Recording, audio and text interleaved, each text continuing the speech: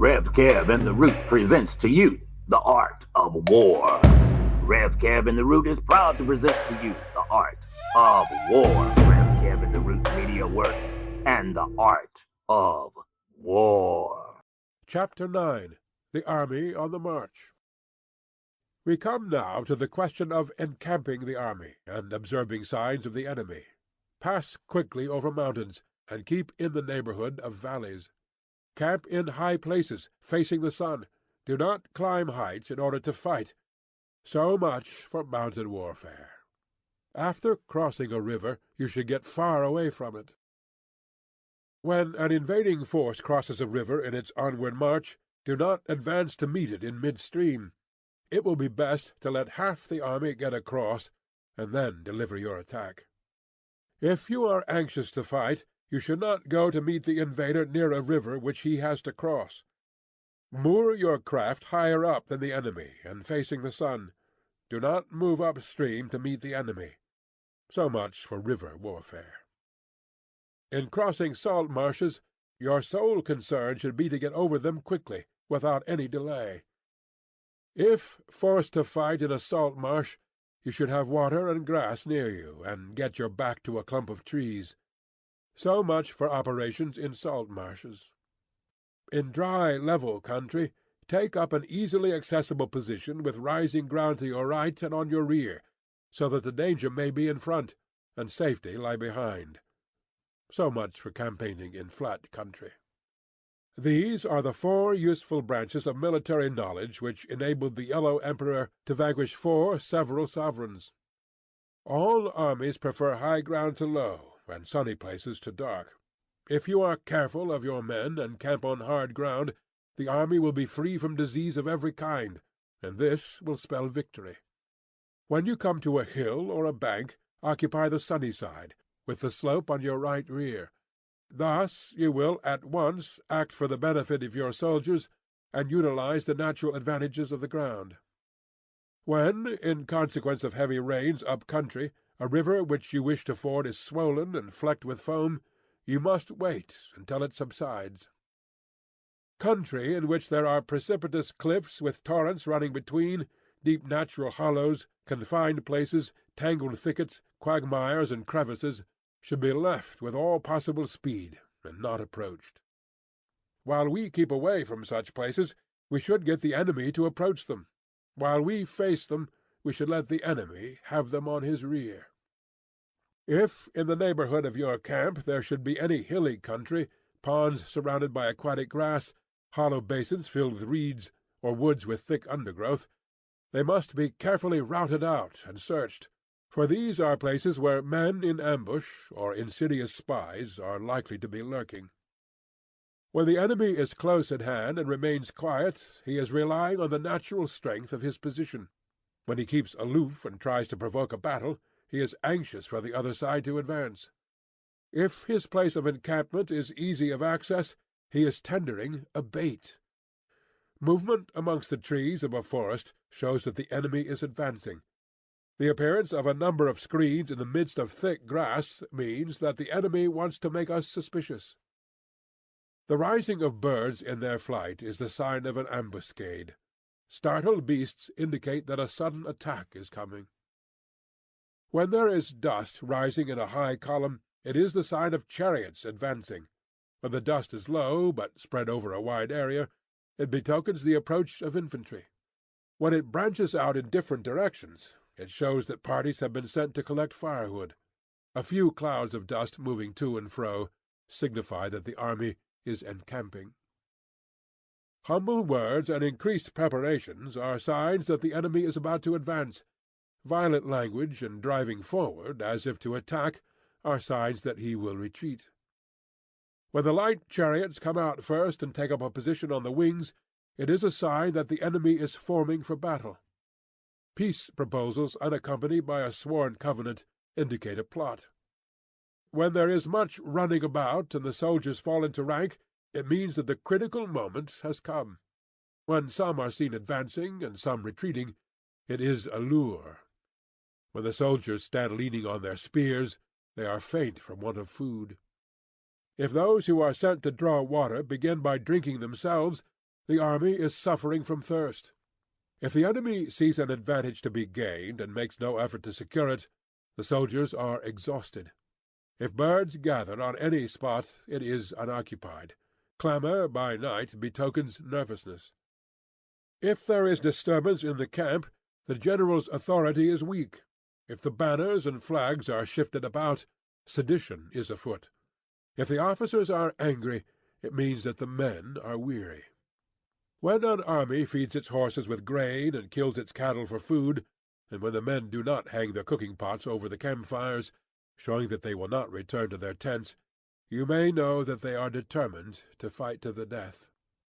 The sight of men whispering together in small knots, or speaking in subdued tones, points to disaffection amongst the rank and file. Too frequent rewards signify that the enemy is at the end of his resources. Too many punishments betray a condition of dire distress. To begin by bluster, but afterwards to take fright at the enemy's numbers, shows a supreme lack of intelligence. When envoys are sent with compliments in their mouths, it is a sign that the enemy wishes for a truce. If the enemy's troops march up angrily and remain facing ours for a long time without either joining battle or taking themselves off again, the situation is one that demands great vigilance and circumspection. If our troops are no more in number than the enemy, that is amply sufficient. It only means that no direct attack can be made. What we can do is simply to concentrate all our available strength, keep a close watch on the enemy, and obtain reinforcements. He who exercises no forethought, but makes light of his opponents, is sure to be captured by them. If soldiers are punished before they have grown attached to you, they will not prove submissive, and unless submissive, they will be practically useless. If, when the soldiers have become attached to you, punishments are not enforced, they will still be useless. Therefore, soldiers must be treated in the first instance with humanity, but kept under control by means of iron discipline. This is a certain road to victory.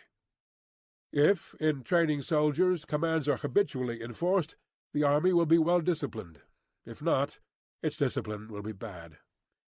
If a general shows confidence in his men, but always insists on his orders being obeyed, the gain will be mutual. Chapter 10. Terrain. We may distinguish 6 kinds of terrain, to wit, accessible ground, entangling ground, temporizing ground, narrow passes, precipitous heights, positions at a great distance from the enemy. Ground which can be freely traversed by both sides is called accessible. With regard to ground of this nature, be before the enemy in occupying the raised and sunny spots, and carefully guard your line of supplies. Then you will be able to fight with advantage. Ground which can be abandoned but is hard to reoccupy is called entangling. From a position of this sort, if the enemy is unprepared, you may sally forth and defeat him. But if the enemy is prepared for your coming, and you fail to defeat him, then, return being impossible, disaster will ensue. When the position is such that neither side will gain by making the first move, it is called temporizing ground. In a position of this sort, even though the enemy should offer us an attractive bait, it will be advisable not to stir forth, but rather to retreat, thus enticing the enemy in his turn. Then, when part of his army has come out, we may deliver our attack with advantage. With regard to narrow passes, if you can occupy them first, let them be strongly garrisoned and await the advent of the enemy. Should the army forestall you in occupying a pass, do not go after him if the pass is fully garrisoned, but only if it is weakly garrisoned. With regard to precipitous heights, if you are beforehand with your adversary, you should occupy the raised and sunny spots, and there wait for him to come up. If the enemy has occupied them before you, do not follow him, but retreat and try to entice him away. If you are situated at a great distance from the enemy, and the strength of the two armies is equal, it is not easy to provoke a battle, and fighting will be to your disadvantage. These 6 are the principles connected with earth. The general who has attained a responsible post must be careful to study them. Now, the army is exposed to 6 several calamities, not arising from natural causes, but from faults for which the general is responsible. These are flight, insubordination, collapse, ruin, disorganization, rout. Other conditions being equal, if one force is hurled against another 10 times its size, the result will be the flight of the former. When the common soldiers are too strong and their officers too weak, the result is insubordination. When the officers are too strong and the common soldiers too weak, the result is collapse. When the higher officers are angry and insubordinate, and on meeting the enemy give battle on their own account from a feeling of resentment, before the commander-in-chief can tell whether or not he is in a position to fight, the result is ruin. When the general is weak and without authority, when his orders are not clear and distinct, when there are no fixed duties assigned to officers and men, and the ranks are formed in a slovenly, haphazard manner, the result is utter disorganization. When a general, unable to estimate the enemy's strength, allows an inferior force to engage a larger one, or hurls a weak detachment against a powerful one, and neglects to place picked soldiers in the front rank, the result must be rout. These are 6 ways of courting defeat, which must be carefully noted by the general who has attained a responsible post. The natural formation of the country is the soldier's best ally, but a power of estimating the adversary, of controlling the forces of victory, and of shrewdly calculating difficulties, dangers, and distances, constitutes the test of a great general. He who knows these things, and in fighting puts his knowledge into practice, will win his battles. He who knows them not, nor practices them, will surely be defeated.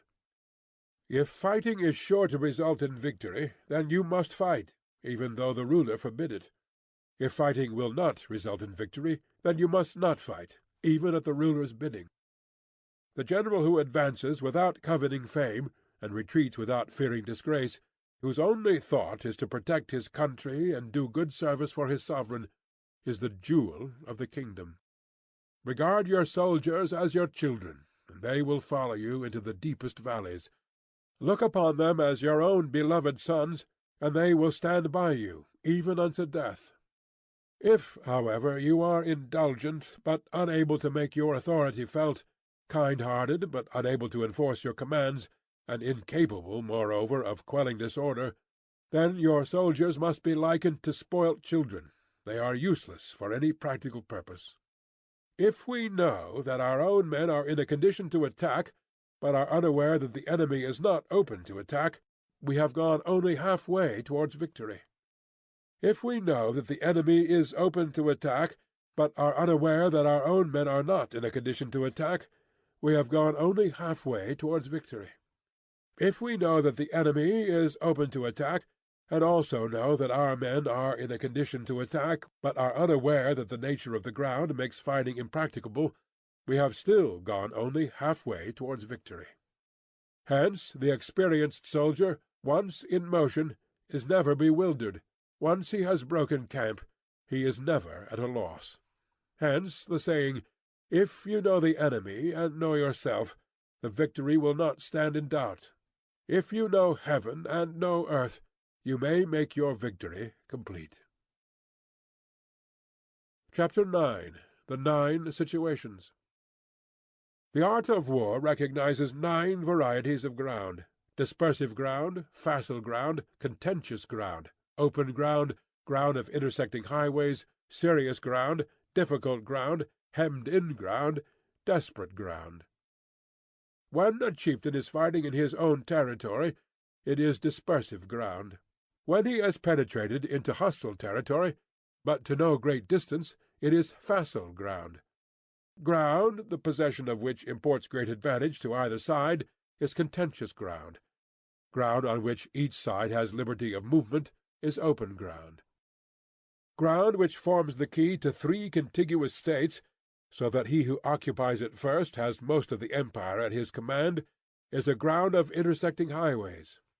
When an army has penetrated into the heart of a hostile country, leaving a number of fortified cities in its rear, it is serious ground. Mountain forests, rugged steeps, marshes and fens, all country that is hard to traverse, this is difficult ground. ground which is reached through narrow gorges, and from which we can only retire by tortuous paths, so that a small number of the enemy would suffice to crush a large body of our men, this is hemmed-in ground. Ground on which we can only be saved from destruction by fighting without delay is desperate ground. On dispersive ground, therefore, fight not. On facile ground, halt not. On contentious ground, attack not. On open ground, do not try to block the enemy's way. On the ground of intersecting highways, join hands with your allies. On serious ground, gather in plunder. In difficult ground, keep steadily on the march. On hemmed-in ground, resort to stratagem. On desperate ground, fight. Those who were called skilful leaders of old knew how to drive a wedge between the enemy's front and rear, to prevent cooperation between his large and small divisions, to hinder the good troops from rescuing the bad, the officers from rallying their men. When the enemy's men were united, they managed to keep them in disorder. When it was to their advantage, they made a forward move. When otherwise, they stopped still. If asked how to cope with a great host of the enemy in orderly array and on the point of marching to the attack, I should say, begin by seizing something which your opponent holds dear. Then he will be amenable to your will. Rapidity is the essence of war. Take advantage of the enemy's unreadiness. Make your way by unexpected routes, and attack unguarded spots. The following are the principles to be observed by an invading force. The further you penetrate into a country, the greater will be the solidarity of your troops, and thus the defenders will not prevail against you. Make forays into fertile country, in order to supply your army with food. Carefully study the well-being of your men, and do not overtax them. Concentrate your energy, and hoard your strength. Keep your army continually on the move, and devise unfathomable plans. Throw your soldiers into positions whence there is no escape, and they will prefer death to flight. If they will face death, there is nothing they may not achieve. Officers and men alike will put forth their uttermost strength. Soldiers, when in desperate straits, lose the sense of fear. If there is no place of refuge, they will stand firm. If they are in hostile country, they will show a stubborn front. If there is no help for it, they will fight hard. Thus, without waiting to be marshalled, the soldiers will be constantly on the qui-vive. Without waiting to be asked, they will do your will. Without restrictions, they will be faithful. Without giving orders, they can be trusted. Prohibit the taking of omens, and do away with superstitious doubts. Then, until death itself comes, no calamity need be feared. If our soldiers are not overburdened with money, it is not because they have a distaste for riches. If their lives are not unduly long, it is not because they are disinclined to longevity. On the day they are ordered out to battle, your soldiers may weep, those sitting up bedewing their garments, and those lying down letting the tears run down their cheeks. But let them once be brought to bay, and they will display the courage of a Chu or a Kuei. The skilful tactician may be likened to the Shui-jan. Now the Shui-jan is a snake that is found in the Chung mountains. Strike at its head, and you will be attacked by its tail. Strike at its tail, and you will be attacked by its head. Strike at its middle, and you will be attacked by head and tail both. Asked if an army can be made to imitate the Shui-jan, I should answer yes. For the men of Wu and the men of Yue are enemies. Yet if they are crossing a river in the same boat, and are caught by a storm, they will come to each other's assistance, just as the left hand helps the right. Hence it is not enough to put one's trust in the tethering of horses and the burying of chariot wheels in the ground. The principle on which to manage an army is to set up one standard of courage which all must reach. How to make the best of both strong and weak, that is a question involving the proper use of ground. Thus the skilful general conducts his army just as though he were leading a single man willy-nilly by the hand. It is the business of a general to be quiet, and thus ensure secrecy, upright and just, and thus maintain order. He must be able to mystify his officers and men by false reports and appearances, and thus keep them in total ignorance. By altering his arrangements and changing his plans, he keeps the enemy without definite knowledge. By shifting his camp and taking circuitous routes, he prevents the enemy from anticipating his purpose. At the critical moment, the leader of an army acts like one who has climbed up a height and then kicks away the ladder behind him. He carries his men deep into hostile territory before he shows his hand. He burns his boats and breaks his cooking pots. Like a shepherd driving a flock of sheep, he drives his men this way and that, and nothing knows whither he is going. To muster his host and bring it into danger, this may be termed the business of the general. The different measures suited to the 9 varieties of ground, the expediency of aggressive or defensive tactics, and the fundamental laws of human nature, these are things that must most certainly be studied. When invading hostile territory, the general principle is that penetrating deeply brings cohesion. Penetrating but a short way means dispersion. When you leave your own country behind and take your army across the neighborhood territory, you find yourself on critical ground. When there are means of communication on all 4 sides, the ground is one of interesting highways. When you penetrate deeply into a country, it is serious ground. When you penetrate but a little way, it is facile ground. When you have the enemy's strongholds on your rear and narrow passes in front, it is hemmed-in ground. When there is no place of refuge at all, it is desperate ground. Therefore, on dispersive ground I would inspire my men with unity of purpose. On facile ground I would see that there is close connection between all parts of my army. On contentious ground I would hurry up my rear. On open ground I would keep a vigilant eye on my defences. On ground of interesting highways I would consolidate my alliances.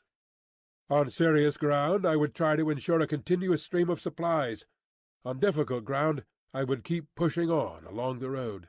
On hemmed-in ground I would block any way of retreat.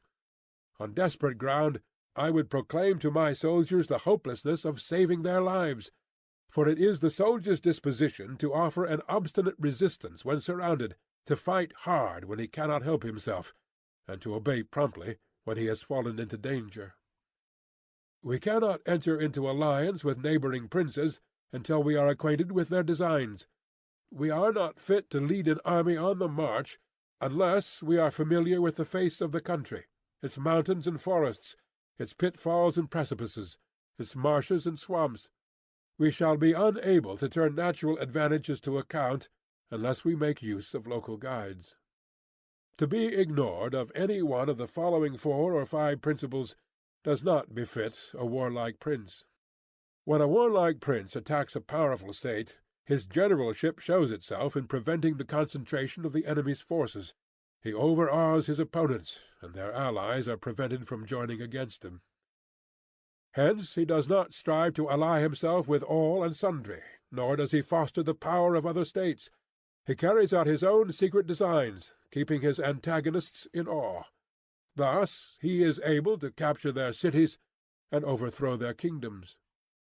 Bestow rewards without regard to rule, issue orders without regard to previous arrangements, and you will be able to handle a whole army as though you had to do with but a single man. Confront your soldiers with the deed itself. Never let them know your design. When the outlook is bright, bring it before their eyes, but tell them nothing when the situation is gloomy. Place your army in deadly peril, and it will survive. Plunge it into desperate straits, and it will come off in safety. For it is precisely when a force has fallen into harm's way that it is capable of striking a blow for victory. Success in warfare is gained by carefully accommodating ourselves to the enemy's purpose. By persistently hanging on the enemy's flank, we shall succeed in the long run in killing the commander-in-chief. This is called ability to accomplish a thing by sheer cunning. On the day that you take up your command, block the frontier passes, destroy the official tallies, and stop the passage of all emissaries. Be stern in the council-chamber, so that you may control the situation. If the enemy leaves a door open, you must rush in. Forestall your opponent by seizing what he holds dear, and subtly contrive to time his arrival on the ground. Walk in the path defined by rule, and accommodate yourself to the enemy until you can fight a decisive battle. At first, then, exhibit the coyness of a maiden, until the enemy gives you an opening. Afterwards, emulate the rapidity of a running hare, and it will be too late for the enemy to oppose you. Chapter 12. The Attack by Fire. There are 5 ways of attacking with fire. The first is to burn soldiers in their camp. The second is to burn stores. The third is to burn baggage trains. The fourth is to burn arsenals and magazines. The fifth is to hurl dropping fire amongst the enemy. In order to carry out an attack, we must have means available. The material for raising fire should always be kept in readiness.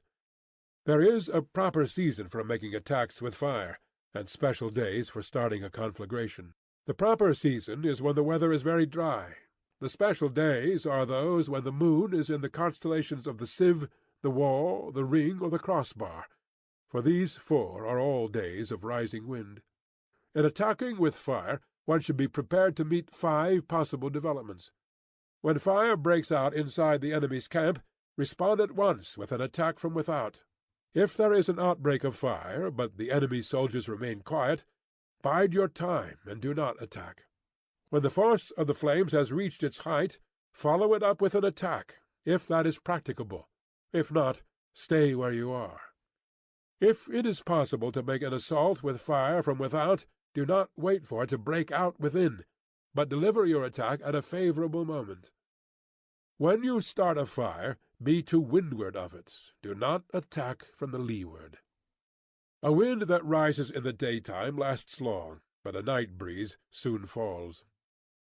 In every army, the 5 developments connected with fire must be known, the movements of the stars calculated, and a watch kept for the proper days. Hence, those who use fire as an aid to the attack show intelligence. Those who use water as an aid to the attack gain an accession of strength. By means of water, an enemy may be intercepted, but not robbed of all his belongings. Unhappy is the fate of one who tries to win his battles and succeed in his attacks without cultivating the spirit of enterprise, for the result is waste of time and general stagnation. Hence the saying, "The enlightened ruler lays his plans well ahead. The good general cultivates his resources." Move not unless you see an advantage. Use not your troops unless there is something to be gained.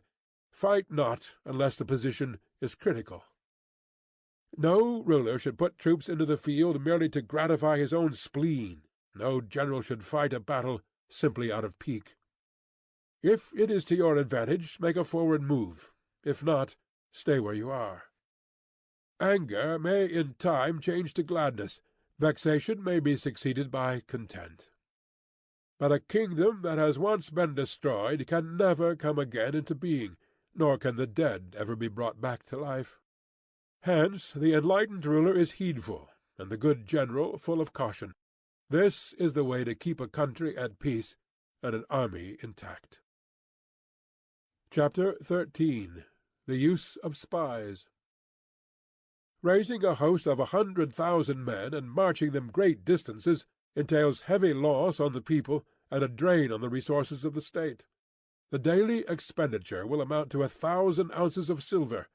There will be commotion at home and abroad, and men will drop down exhausted on the highways. As many as 700,000 families will be impeded in their labor. Hostile armies may face each other for years, striving for the victory which is decided in a single day. This being so, to remain in ignorance of the enemy's condition, simply because one grudges the outlay of 100 ounces of silver in honors and emoluments, is the height of inhumanity.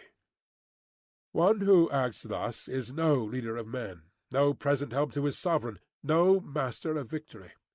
Thus, what enables the wise sovereign and the good general to strike and conquer, and achieve things beyond the reach of ordinary men, is foreknowledge. Now this foreknowledge cannot be elicited from spirits. It cannot be obtained inductively from experience, nor by any deductive calculation. Knowledge of the enemy's dispositions can only be obtained from other men. Hence the use of spies, of whom there are 5 classes: local spies, inward spies, converted spies, doomed spies, surviving spies. When these 5 kinds of spy are all at work, none can discover the secret system. This is called divine manipulation of the threads. It is the sovereign's most precious faculty. Having local spies means employing the services of the inhabitants of a district. Having inward spies, making use of officials of the enemy. Having converted spies, getting hold of the enemy's spies and using them for your own purposes. Having doomed spies, doing certain things openly for purposes of deception, and allowing our spies to know of them and report them to the enemy. Surviving spies, finally, are those who bring back news from the enemy's camp. Hence it is that with none in the whole army are more intimate relations to be maintained than with spies. None should be more liberally rewarded. In no other business should greater secrecy be preserved. Spies cannot be usefully employed without a certain intuitive sagacity. They cannot be properly managed without benevolence and straightforwardness. Without subtle ingenuity of mind, one cannot make certain of the truth of their reports. Be subtle. Use your spies for every kind of business. If a secret piece of news is divulged by a spy before the time is ripe, he must be put to death, together with the man to whom the secret was told. Whether the object be to crush an army, to storm a city, or to assassinate an individual, it is always necessary to begin by finding out the names of the attendants, the aides-de-camp, and doorkeepers and sentries of the general in command. Our spies must be commissioned to ascertain these. The enemy's spies who have come to spy on us must be sought out, tempted with bribes, led away, and comfortably housed. Thus they will become converted spies and available for our service. It is through the information brought by the converted spy that we are able to acquire and employ local and inward spies. It is owing to his information again that we can cause the doomed spy to carry false tidings to the enemy. Lastly, it is by his information that the surviving spy can be used on appointed occasions. The end and aim of spying in all its 5 varieties is knowledge of the enemy, and this knowledge can only be derived, in the first instance, from the converted spy. Hence it is essential that the converted spy be treated with the utmost liberality. Of old, the rise of the Yin dynasty was due to I Chi, who had served under K'ziya. Likewise, the rise of the Chow dynasty was due to Lu Ya, who had served under the Yin. Hence it is only the enlightened ruler and the wise general who will use the highest intelligence of the army for purposes of spying, and thereby they achieve great results. Spies are a most important element in war, because on them depends an army's ability to move. End of The Art of War, by Sun Tzu.